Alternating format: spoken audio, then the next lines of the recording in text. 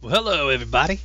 It's the B2 here. We're going to take a look today at heroes and generals, or I call it heros and generales for those Spanglish speakers. Hey, anyway, you might notice that there's a new heroes front page here, and if you look, you can sort by your faction. So if you want to do U.S. soldiers or Germans, the Germans, or even just all your Soviets, because I play almost exclusively Soviet unless we have something weird happening and just want to play one of the other factions. So I have 3 officers and 1 enlisted guy on the Soviets. I have Mr. Maslin here, and he is my newest lieutenant.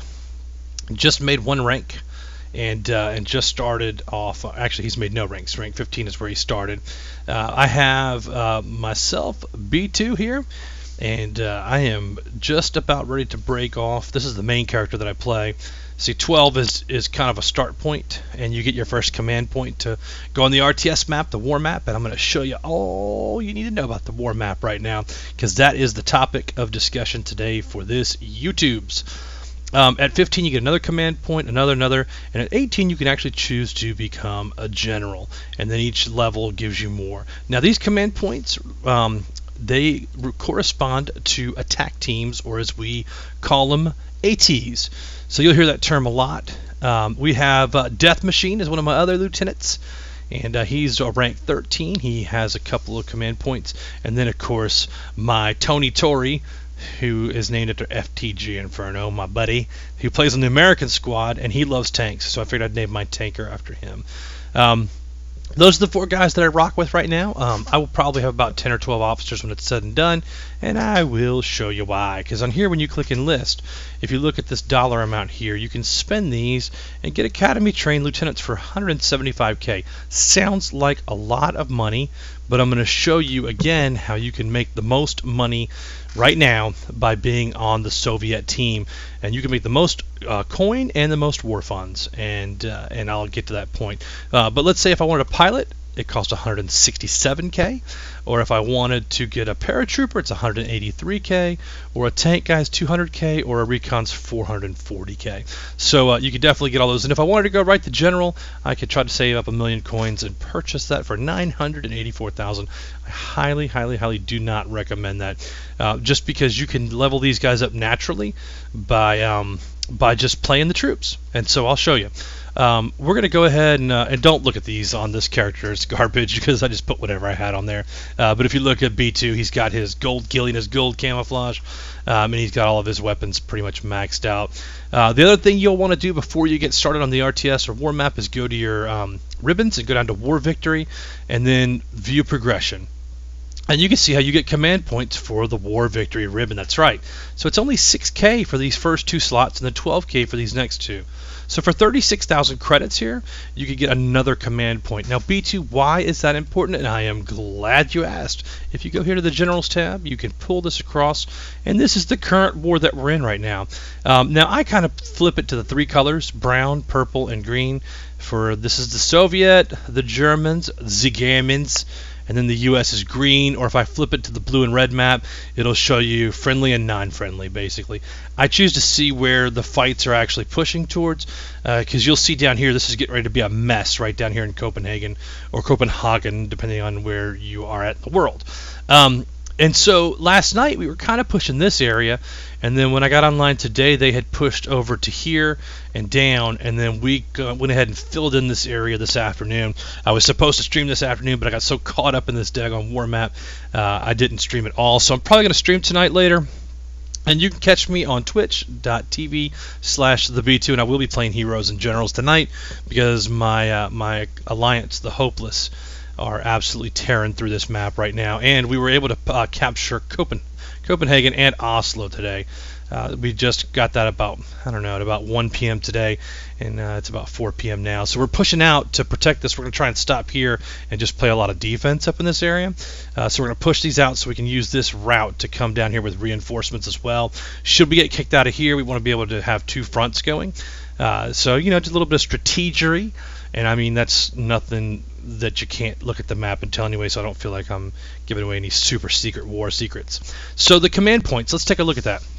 And if you hit the HQ button, normally, if you don't have an officer, you don't see any of this. It just says only officers can go to HQ, right? So we're going to pop this open, and these are the command points. So I have 3 command points. The higher XP the team is, the more command points it takes. And so if I was able to pop down here on this guard, he's a rank 1, but he's just a fewer amount of troops, 54, but he has 18 motorcycles. This guy has 135 troops that you can run through. So pretty cool that that's just based on the number. So anyway, he's commanding 1 motorized guard and 1 walking infantry is kind of how we shorthand it in game if people need something. So if we look at Death Machine, he's 2 of 2, and he just needs to get a couple more ranks on his on the character, and I'll be able to deploy more. So I've got 2, a motorized guard, and I have a walking guard with 54 and 54. So it's 108 troops that I move around the war map. And then of course Maslin, he has 3 of 3 right now, and he can move a motorized guard and a walking infantry. So he has 135 plus 54 under his command, so he's 189 troops. And then of course my tanker doesn't show up because he's not high enough level, right? So if I was to click down onto each one of these, it would tell me their rank right here. So this walking infantry is a rank 1, and this is where he is. If it goes to rank 2, then he'd be able to pop here, and that would be a motorized infantry that could have 135 infantry and 45 jeeps.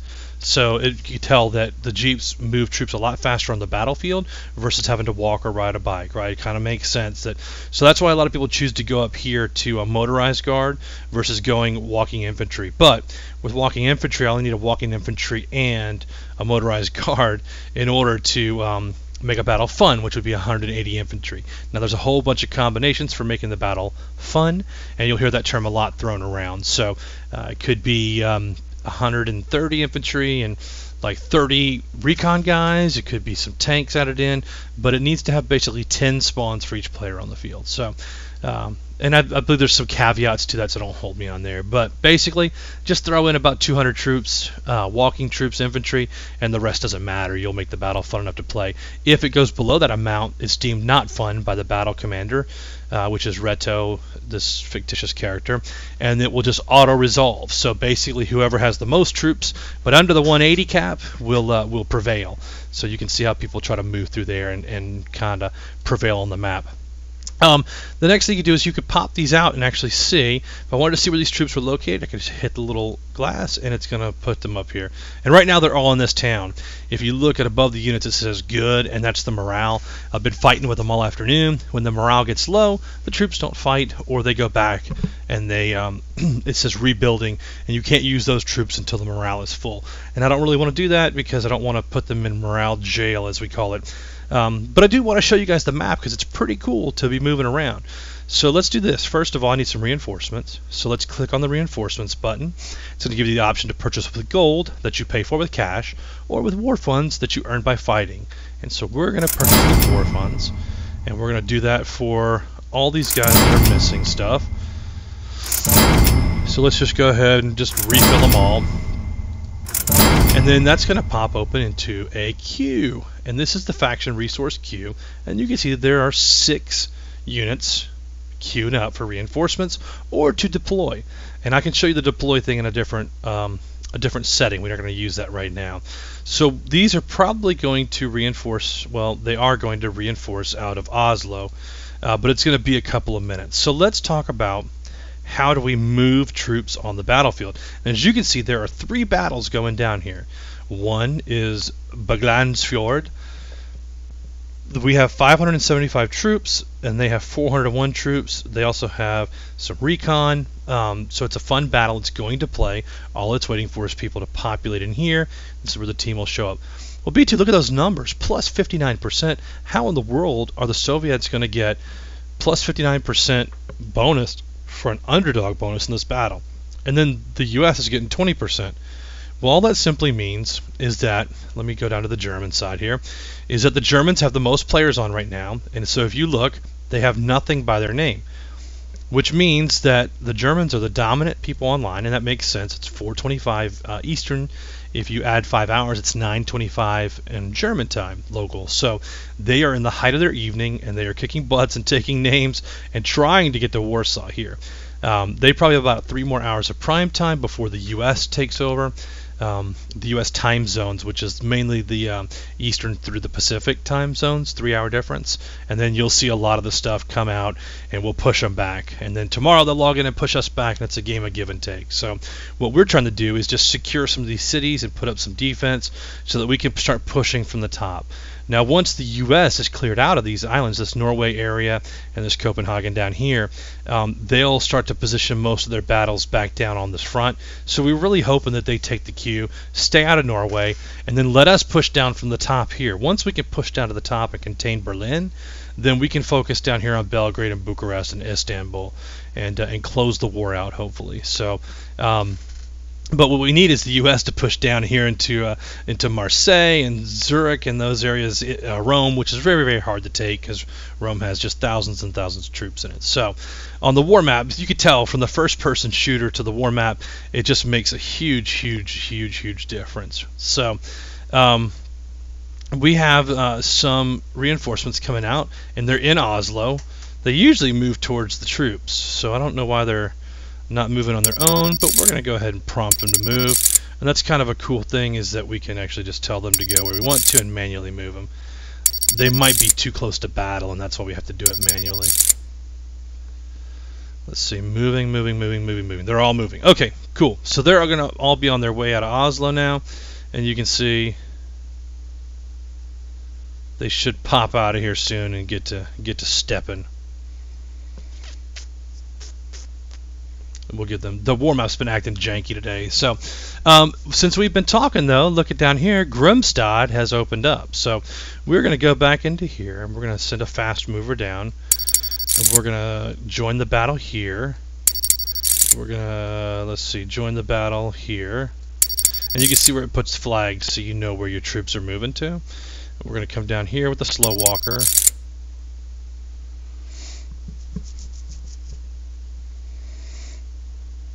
Yeah, see, the war map's not moving right now. It's been having, the server has problems from time to time, and it just reacts super, super slow. Even though we've set it and it's confirmed it with the noise, the troops aren't moving in the war map, so no big deal. We'll check in on this battle. Right now, this battle has not started yet. There's 2 Russians and 1 U.S. And let's check in here. And that battle has also not started. So this is pretty sparsely contested in here, but that's basically the war map, and you'll move troops in. So, like, let's see, if we were going to go into Amli, see how this is E, D, C, B, and A. It corresponds to E, D, B, C, and A. This is the A line, B line, C line, D line, E line. So if you want to put troops into this town and to fight, you're going to have to come up these lines. So D, you'd have to send troops from this city up there to be on the D line, and that's basically how it works all the way across here. So for us, we can only attack B line. We can only send troops from Amli down here to B, and the same thing with this. There's another B line attack, and then down here now you're going to be able to send on the B and the A line. So this one's going to come into here on the, this will be a D line coming from the top from Amli, and it'll be an E line coming from Grimstad here. So it's pretty cool, and you can move your troops around the map that way. It adds a whole other element besides the actual first-person shooting, which I also enjoy. So anyway, I hope you've found this to be handy. I hope that you've learned a little bit, and if you have questions or just want to leave a comment, please feel free to do that. Hope you're having a great day. See ya.